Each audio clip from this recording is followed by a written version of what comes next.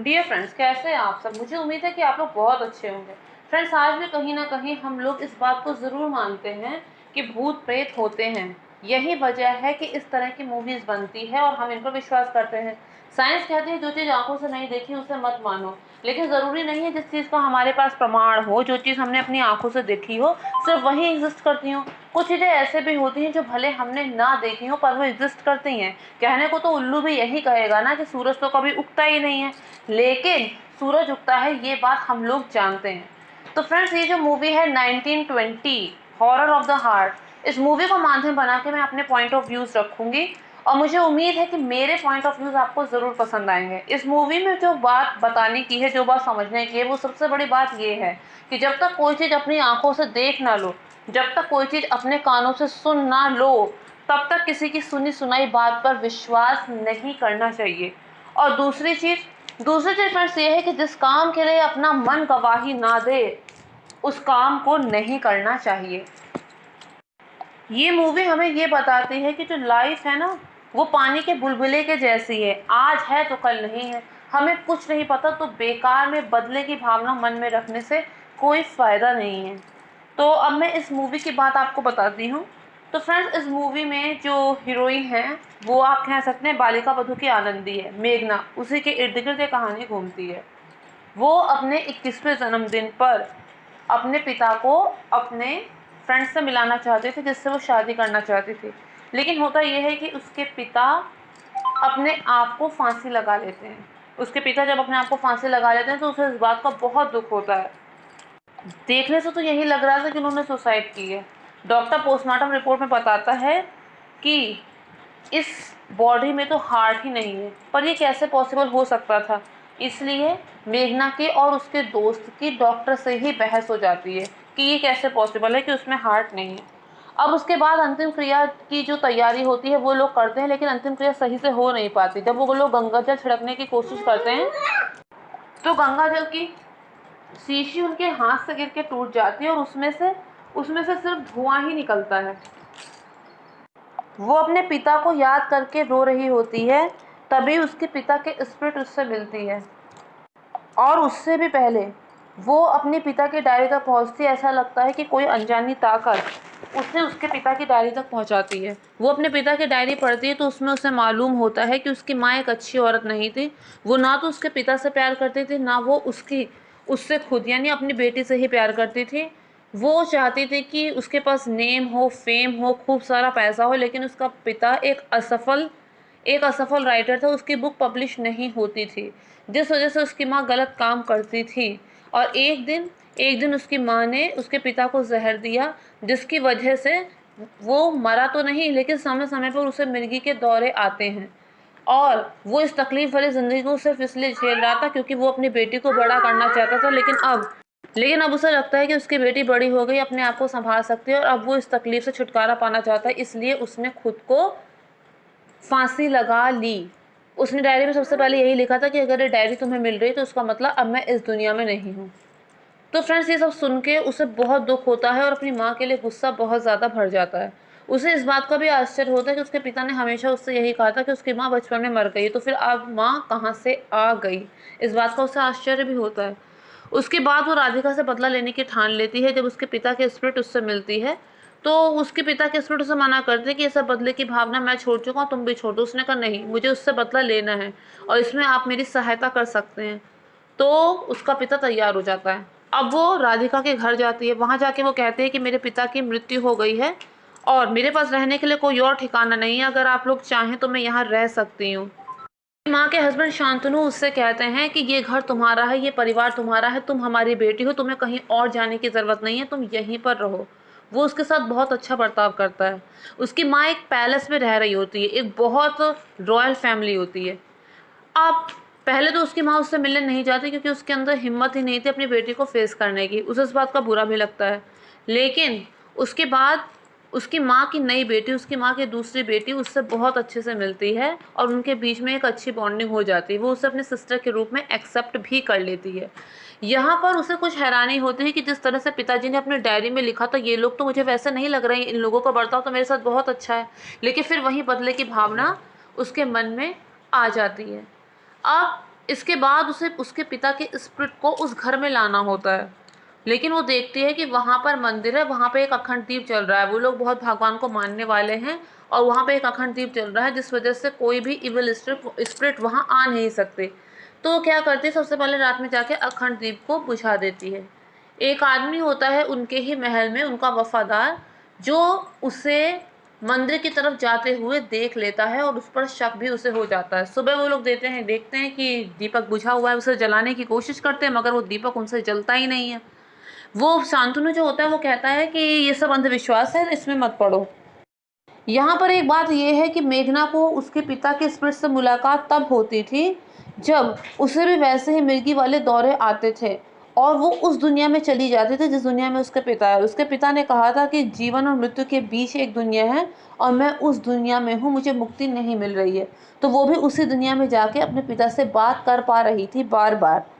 अब उसके बाद उसका दोस्त उसे ढूंढते हुए आ जाता है। जब उसे ढूंढते हुए आ जाता है तो वो उससे मना करता है जो चीज़ें वो कर रही है उसके लिए। उसे बहुत समझाता है लेकिन वो उसकी बात नहीं मानती और वहाँ से चली जाती है।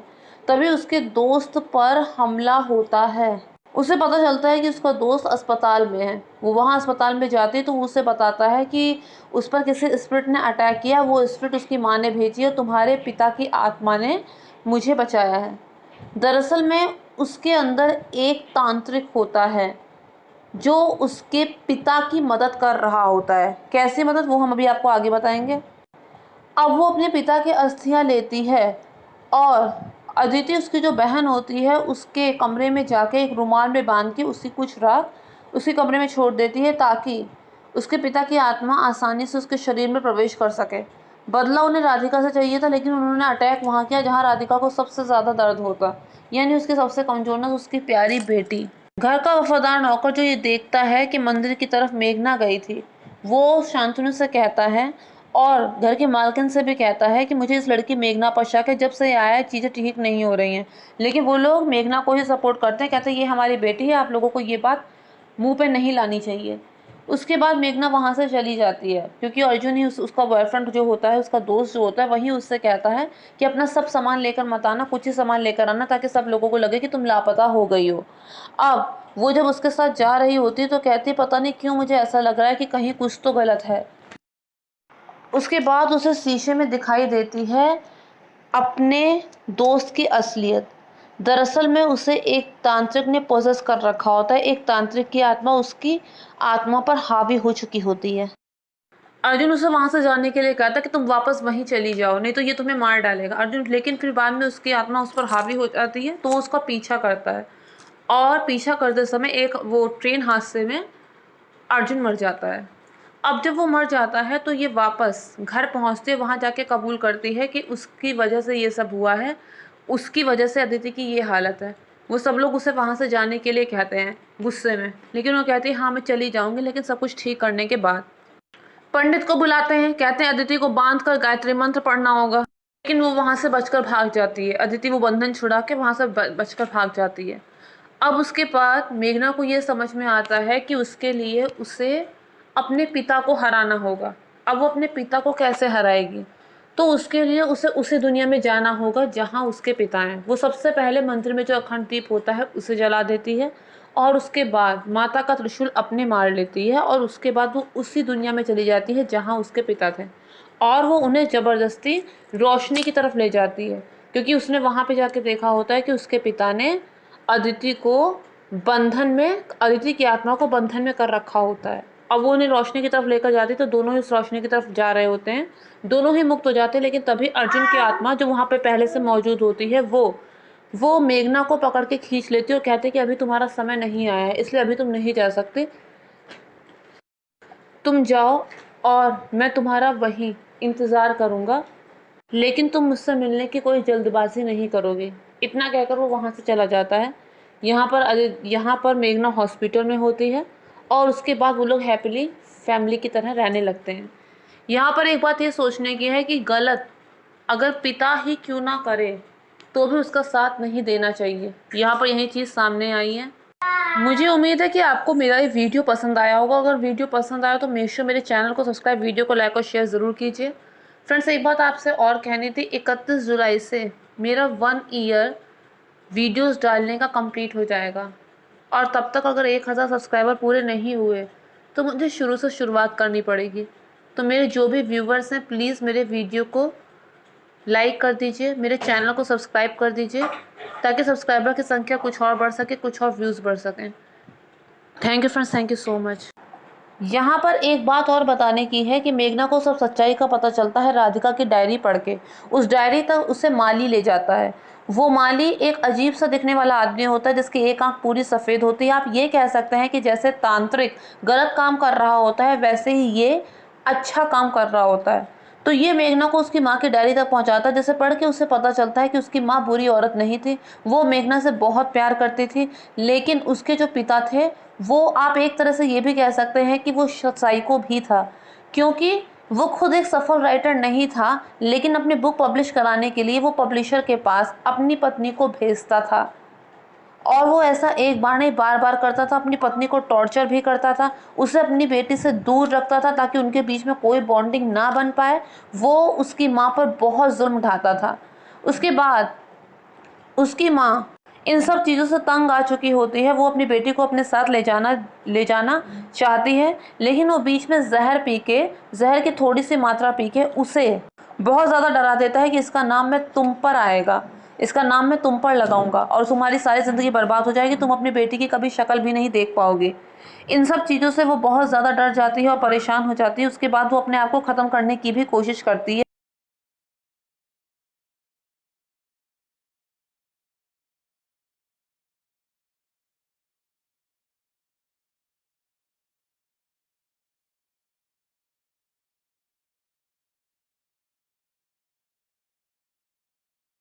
इस कहानी का पता उसे घर के माली से चलता है, जिसकी एक आंख सफ़ेद होती है। दिखने में वो बहुत ही डरावना होता है, लेकिन वो काफ़ी कुछ जानता है। आप ये कह सकते हैं कि जैसे तांत्रिक का काम था उस भूत को वहाँ भेजना, तो उसका काम था उस भूत को वहाँ से हटाना। इसके अलावा वो जो तांत्रिक था, जो उसके पिता की आत्मा के साथ मिला हुआ था, उसके और उसके पिता के बीच में ये सौदा हुआ था कि वो, उसका पिता बदला लेने के लिए इतना व्याकुल था कि उसने अपने आप को ही ख़त्म कर लिया और उस तांत्रिक से ये सौदा किया कि मैं अपना हार्ट तुम्हें दूंगा, बदले में तुम्हें मेरा ये काम करना होगा राधिका से बदला लेने में। और उसकी आत्मा इसीलिए इतनी पावरफुल हो जाती है क्योंकि उसके साथ तांत्रिक की आत्मा भी मिली हुई होती है। यही वजह है कि जब डॉक्टर पोस्टमार्टम करते हैं तो उसमें उसका हार्ट मिसिंग होता है। जब ये सारी बातों का उसे डायरी पढ़ के पता चलता है, तब उसे अपने पे गुस्सा आता है और उसके बाद ही वो सारी सच्चाई अपनी माँ को जाके बताती है।